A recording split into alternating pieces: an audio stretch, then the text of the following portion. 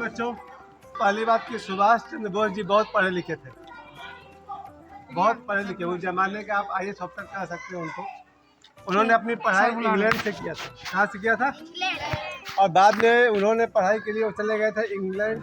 इससे पहले वो कोलकाता में पढ़ाई किए थे और कोलकाता के बाद कहाँ पढ़ाई की हो? इंग्लैंड में, कैम्ब्रिज यूनिवर्सिटी।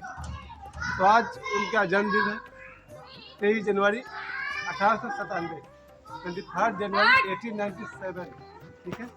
और मात्र 48 ईयर्स का उनका जीवन। 18 अगस्त 1945 को वो चले गए, लेकिन 48 ईयर्स के लिए हमसे भी 3 साल छोटे थे तो वो दुनिया चाहिए। लेकिन काम इतना बड़ा किए कि आज हम सब उन पर गर्व करते हैं।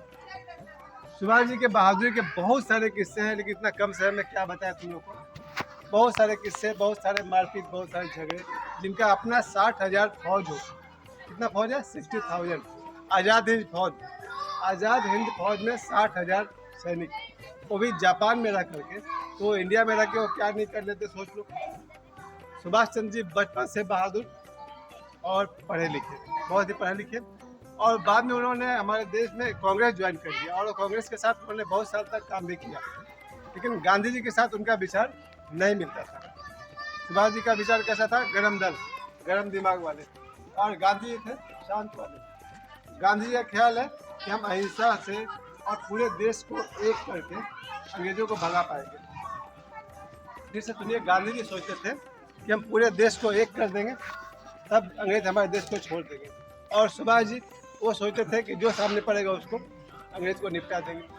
लेकिन इस तरह से बहुत मुश्किल था, क्योंकि जितना पावर सुभाष जी के पास था उतना अंग्रेज के पास भी था। अंग्रेज के पास सैनिक का कमी था क्या? लेकिन उसके सैनिक थे वो हमारे आदमी थे। अंग्रेजों के पास जो हवलदार थे, पुलिस थे, 10 रुपये की नौकरी करने वाले, वो लोग किसका साथ देते थे? अंग्रेज का। तो जालियांवाला बाग कांड में जब गोली चली है अंग्रेज के द्वारा, गोली चला कौन रहा था? भारतीय हवलदार सिपाही। यानी अंग्रेज के पास जो अपनी ताकत है वो अपनी कम और भारतीय लोग कहीं ज़्यादा है। अंग्रेज के पास खबरी भी थे। अंग्रेज के पास ऐसे ऐसे लोग थे कि हम लोग कुछ करेंगे तो जाकर अंग्रेज को बता देगा। कौन? इंडियन लोग। यानी सुभाष चंद्र बोस को बहुत मुश्किल लगा कि हम अपने रंग से काम नहीं कर पा रहे।